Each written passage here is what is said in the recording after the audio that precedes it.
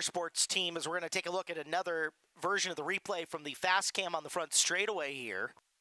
And actually from that angle just looks like a racing deal. Looks like two cars coming together, racing out of the turn at the start. And then what a view from the camera on the front straightaway, watching that car tumbling down the front stretch.